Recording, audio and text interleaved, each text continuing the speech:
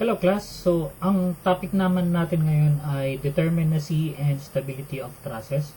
This also includes the degree of indeterminacy of trusses.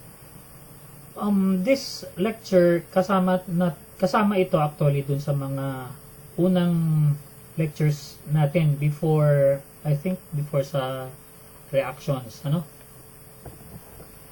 Okay, so if M plus R is equal to 2J, then the truss is stable. Ibig sabihin, hindi siya gagalaw. And if M plus R is greater than 2J, then it is indeterminate. Ibig sabihin, it is still stable. Usually, kapag determinate, nasa dalawang supports lang yan. Kapag indeterminate, more than 2 supports na yan.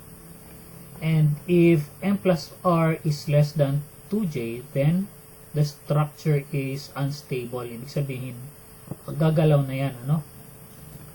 And then, the degree of indeterminacy is M plus R minus 2J. Let's take an example here. Solve natin ito. Yan. We have here a square truss. Hindi pa to truss, ano, kasi wala pang mga triangle yan. So, ang number of members mo is 4, okay? Tapos, the reactions here is 3. Kapag pin, 2. Kapag roller, 1. So, 2 plus 1, the support is, or number of supports, R is equal to 3. And then, number of joints, you have 1, 2, 3, 4. Yan.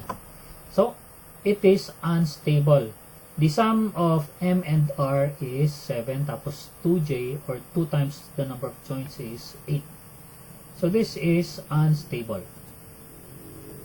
So, the degree of indeterminacy is, wag mo na yan, no? So, this is unstable. If you will look here, kapag naglagay ka ng push dito, magde-deflect yan, no? Now, let us improve this figure. Maglagay tayo ng diagonal member dito. So, your M now, number of members becomes 5. Your reaction is still 3, but your joint is still 4. So, magiging equal na yan. So, it is stable. Okay? Ibig sabihin, kapag naglagay ka ng force dito, hindi na yan gagalaw. So, this is determinate and it is stable again. Take note, basta usually kapag determinate, stable yan, ano? Also, usually kapag indeterminate, stable pa rin yan. Now, let's look at this truss. The number of members is 6. The reactions is still 3 and the joints is still 4. So, this is now indeterminate. Okay? Yeah. Because M plus R is greater than 2J. So, in this indeterminate. So, meron na tayong case ng unstable, determinate, tsaka indeterminate. Tapos, this is an example of compound truss. Ibig sabihin, meron ka ng nag-criss-cross na mga members, pero hindi siya nagpo-form ng joint. Okay? And then, the degree of indeterminacy is 1. Okay? So, 9 minus 8 will give you 1. Next. From this example, okay, this is unstable, pero, lalagyan natin siya ng support dito. Okay? So, obviously, prevent natin na mag-deflect ng ganyan.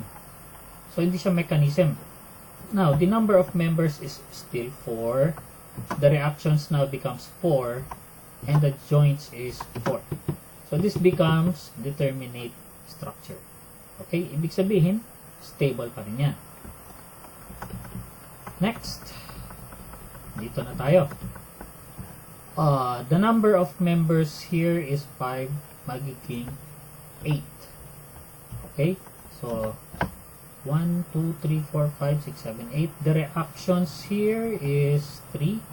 and then the number of joints is 6.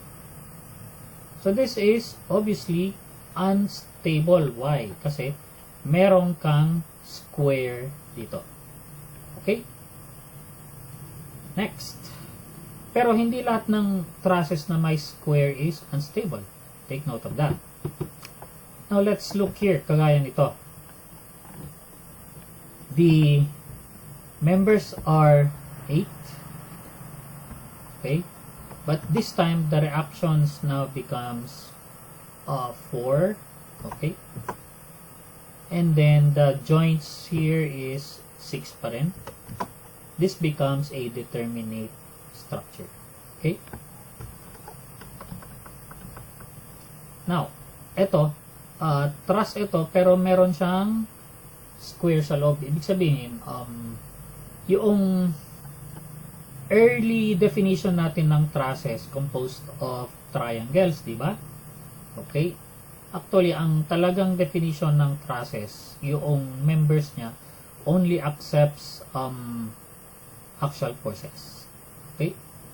Tapos, sa theory 1, determinate structures, kapag trusses, usually mga triangles ang kanyang figure. Okay? Pero, in this case, yan, kayang-kayang isolve ito ng stiffness matrix method. Okay, pero kapag gumamit ka na ng joint method, Maxwell diagram, mahirapan siyang mag-solve. Okay, to the point na hindi siya pwedeng solving talaga. Now, let's look at a triangular truss. The number of members here is 3.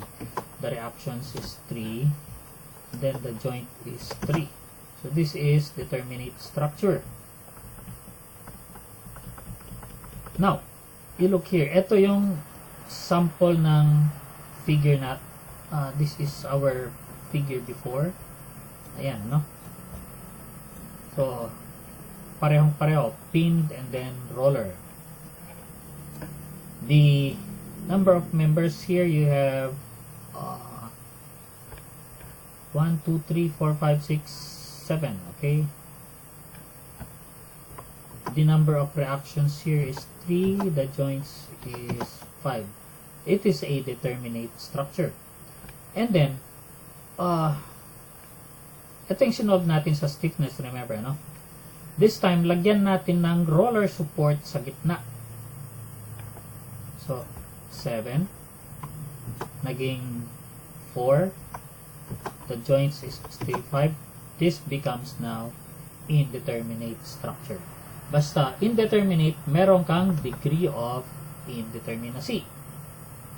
Okay? So, take note, ang ating mga figures dito ay pinned and then the other supports are roller na. Okay?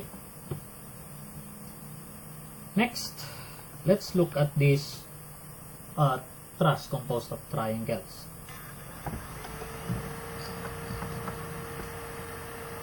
The number of members here is 7 plus 2, magiging 9.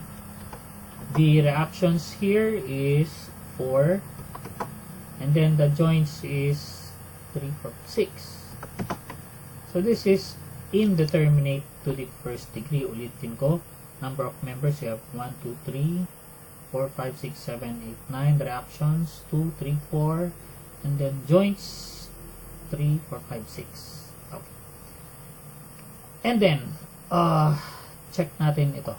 Is this figure still determinate, stable, or unstable? Take note na basta determinate and indeterminate, stable yan. Ano? Also, lahat ng isinolve natin, karamihan ay stable na. Yung first sample, ito, this is unstable. And then, this is again unstable. Okay?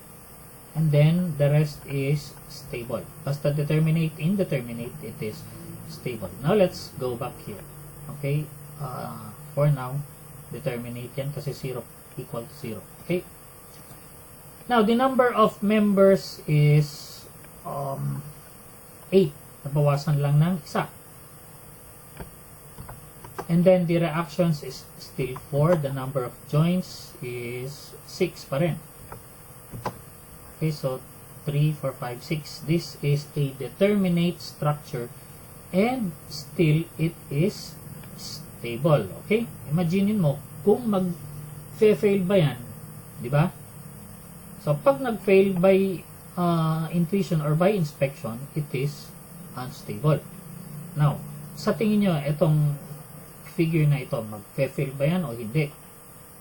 By inspection alone, obviously, it will fail. Magiging unstable siya. Now, let's look at the number of members. It is 8, but the reaction here is 3. And then the joints, you have 6. It is unstable. Okay?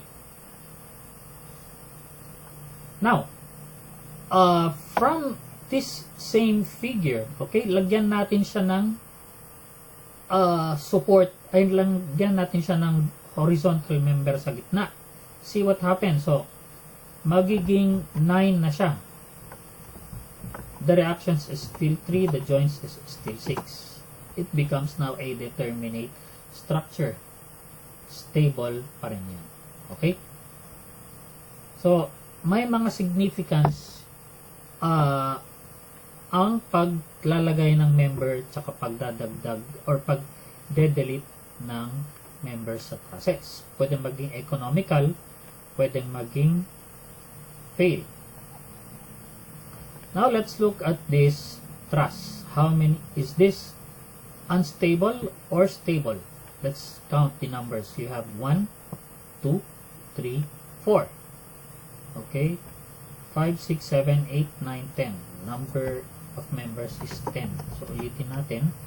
1, 2, 3, 4, 5, 6, 7, 8, 9, 10. The reactions or supports, you have 3. The joints, you have 3, 6, 7. It is unstable. Okay? Now, using the same figure, lagyan natin ng supports sa ilalim. Okay? So, this becomes 10. Yung support na magiging 4. It becomes determinate and it is stable. Okay. This time, tanggalin natin yung support sa gitna, pero maglagay tayo ng member dito. Okay? So, this becomes 11 members. And then the reactions is 3. The joints is 7. It is a determinate structure. And dito sa loob, meron kang figure na 4 ang sides. Okay? Next. Let's look at this figure. Check natin kung stable ba ito or unstable. So, the number of members here, you have 1, 2, 3, 4, 5, 6, 7, 8, 9, 10, 11, 12, 13, 14, 15, 16. And then the reactions is 3. The joints you have 4, 8, 12. It is unstable. Okay, let's check. Number of members. 1, 2, 3, 4, 5, 6, 7, 8, 9, 10, 11, 12, 13, 14, 15, 16. The reactions is 3. The joints you have 4, 8, 1, 2, 3, 4, 8, 10. Okay. It is still unstable. Okay. 4, 8, 10. Tama. It is unstable. Next, let's look at the same figure, but this time naglagay tayo ng member sa taas. So the number of members now becomes 17. The reactions is still 3. The joints is 10. This becomes now a determinate structure and it is stable. Yan. See? So, basta ang structure mo ay determinate and indeterminate, stable siya. Kayang solvin to ng stiffness matrix method.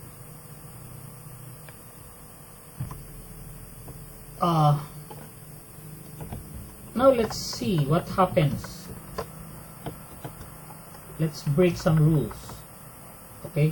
So ito yung figure natin kanina. Ito yung sinolve natin. Ngayon, lagyan natin siya ng roller support dito sa kabila. Yan.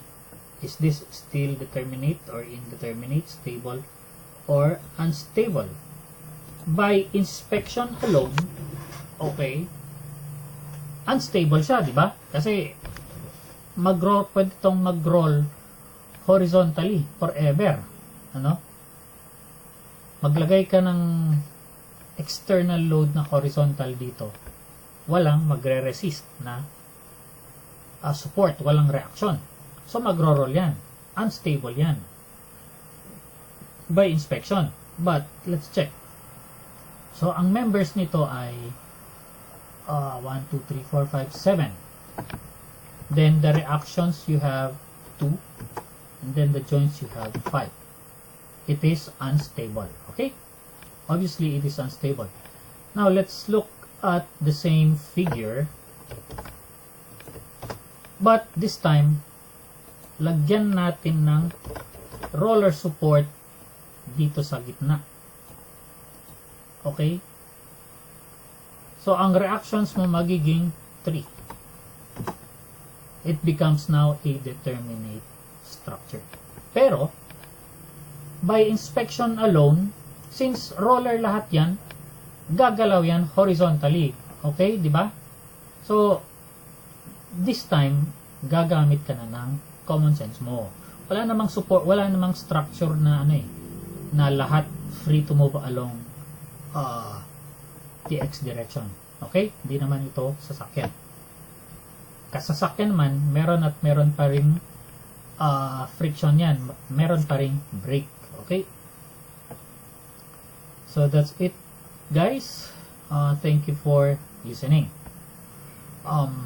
Next here is bibigyan ko kayo ng mga exercises or quiz using stiffness matrix method.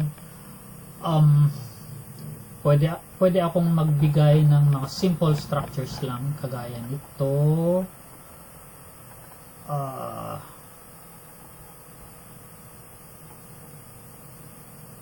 Ayan, sinolve na natin yan. Yan yung demonstration natin. Pwede rin akong magbigay ng ano pa ba? Ito, indeterminate structure pero nag-compound structure siya. Okay guys, so thank you for listening.